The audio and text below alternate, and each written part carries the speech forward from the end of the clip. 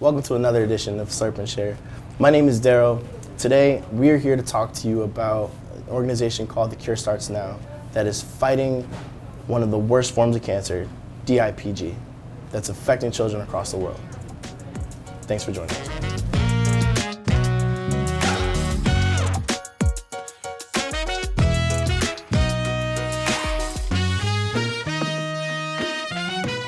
At eJustice, through this series of interviews that we've been doing as of late, we really try to give an opportunity for the organizations and campaigns that we partner with to sit down with these folks and to get a little bit more insight on the wonderful work that they do.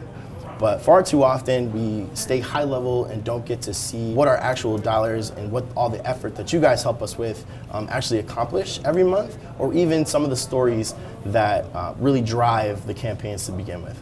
So today, I sit with Mike and Krista Doran of Hamden, Connecticut. Thank you so much for being here today. And we just want to hear about your experience with The Cure Starts Now, and more importantly, your experience with your family and your daughter, Leah. So what has the community experience been like for you guys since starting your journey after Leah's passing? I think community is the thing that has gotten us through it. Without people to be there to bear witness to your pain and sit in the mud with you, then you can't move through it alone. It's just unbearable. It's the worst nightmare. It's the worst thing I could have ever imagined. And I think the community that we have through the Cure Starts Now, thanks to our amazing friends Robin and Jeremy, it does two things. It raises money for the biggest cancer bully.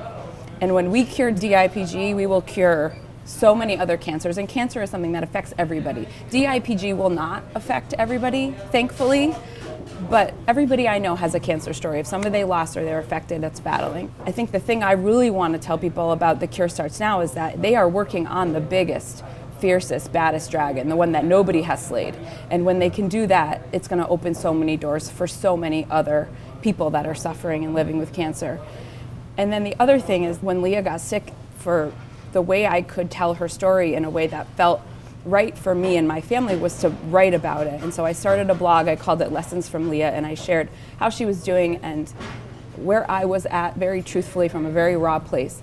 And what this did is so many people would email back and say, thank you for sharing your story. I'm in pain too, and me too, and me too, and me too. And I went through this. And I think that you're talking about community is this sharing, it really connects people, and people need to be in spaces where they feel like they can be seen and heard, not to be fixed, not to be given advice, but just to have somebody to sit with you. And that's what The Cure Starts Now has done, is it's given us this opportunity to raise money for cancer, but also to be in spaces where we feel supported, where we feel seen, where we feel heard, where we feel like Leah is being remembered. And I think that the only thing worse than losing her is people forgetting her, right? And that is not happening. We are here celebrating her life. We are remembering the amazing, sparkling child that she was. And it's brutal. And it's one of those things that is brutal and beautiful. And I call that brutiful. It's brutiful. It's a space where we can be sad and remember and celebrate and laugh. And it's all one big bowl of soup, right? It's all there.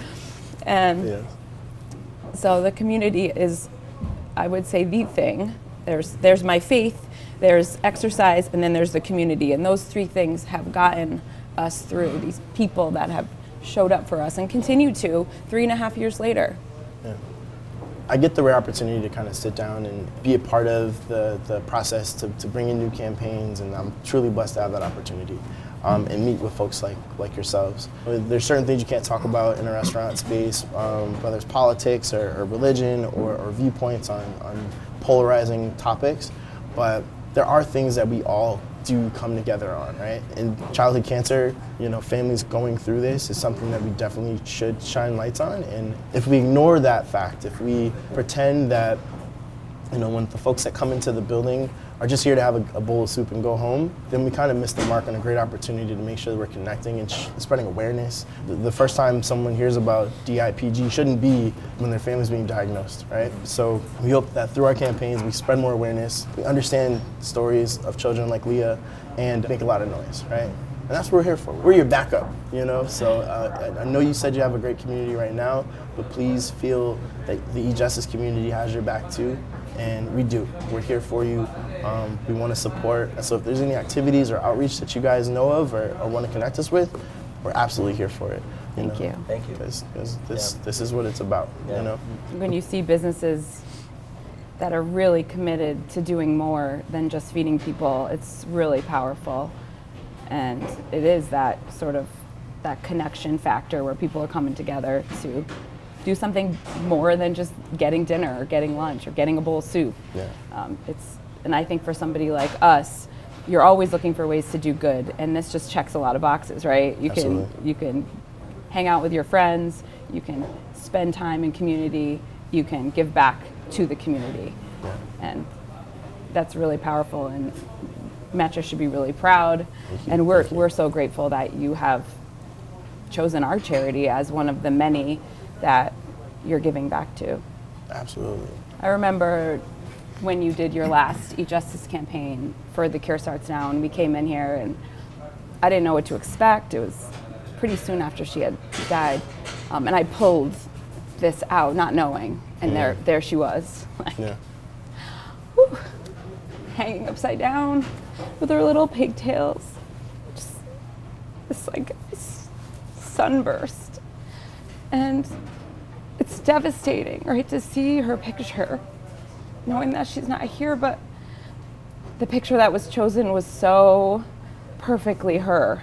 Yeah. Like, if you knew Leah, it's like you had met this old soul in the sweetest little 6-year-old body. She had these big cheeks. She was always smiling, except when she was really mad, and then she was not smiling. Right. She taught me how to go through the world slowly. I am usually in 5th gear, as are my other 2 children, and Leah was our middle, and I would always be saying, hurry up, Leah, let's go, because she would be looking around. She would trip and fall all the time because she was never looking at where she was going. She was trying to take in the world. Yeah. And I remember when she got sick, I was like, I need to be more like Leah. And it's really sad that it took that to help me figure out how to slow down. But the way she moved through the world with wonder and amazement, finding joy and peace in butterflies and flowers and nature, I took that with me. That is a part of me still, and I don't ever want to lose it. Thank you so much. Yes. She was an amazing artist. Yeah. And you'll see her art all over our house. And I remember Mike and I would always say, like, what is Leah going to become? She's either going to end up in jail or she's going to do something incredible. And I'm so sad that we won't get to see what she would have become. But the time that she was here, she certainly made it. Right? She was so defiant, but that was in her because she was going to need that. She was going to need that defiance to get her through 9 months of hell when she was dealing with her diagnosis and treatment. And I think it was, as we went through this 9-month journey with her, I just sat in awe of her strength and her resiliency. It was incredible. I don't know how a 6-year-old could do the things that she did. Leah was the bravest person that I've ever met. Absolutely. And I always say she taught me how to be brave. Yes. Yeah. It was amazing to be a part of that journey. Yeah. As heartbreaking and difficult and terrible and soul-ripping as it was, it was just incredible to watch this incredibly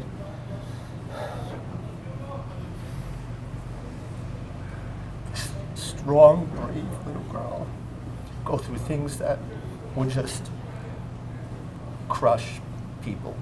Yeah. So as part of my memory of her, that's, as Krista just said, like that's one of the many things that I just continue to try to live up to that standard, to what she taught me during those 9 months. My little 6-year-old daughter teaching me so much.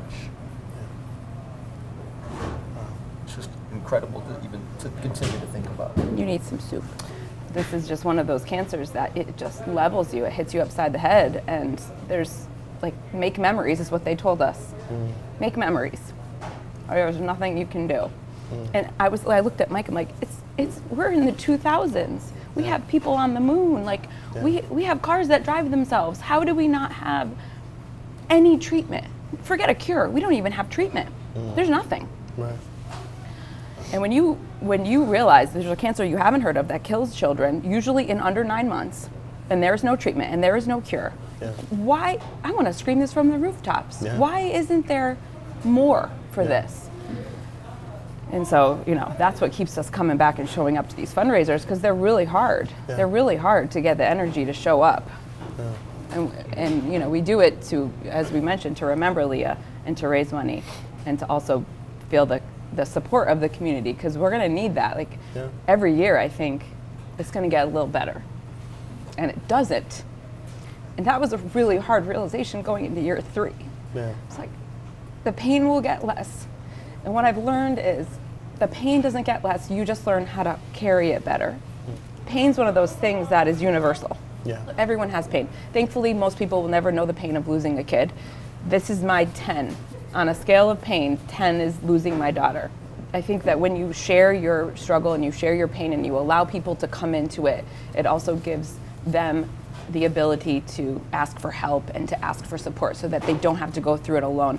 Because being in pain is hard. Being in pain and being alone is worse. Yeah. Losing your child is hard. Losing your child and having nobody remember her is worse. And so we've figured out these ways to move through. Every year we have better coping mechanisms. We have this incredible support system, and you just move through. Yeah. You move through the mess. Yeah. And now you got the Eat Justice team behind And you. now we got the Eat Justice team every Mecha to keep us well coming fed. to get you guys well fed and We're spreading gonna the cry word. into our ramen, adding some more salt. It's comfort food. That's what it's here for. Yeah, we got you. So here's to living like Leah, right? Yeah, That's right. absolutely. Come pie, enjoy your bowls. Thank you. Thank you. Thank you. But for you folks at home, if you want to learn a little bit more about Leah's story or donate to The Cure Starts Now, a couple ways you can do it. You can go to eatjustice.com to get more information, or you can come into your local Mecha where 50 cents for every bowl of ramen that we sell for the month of January is going to go toward helping The Cure Starts Now so we can find a cure to fight childhood cancer. Thanks guys for tuning in. We appreciate you.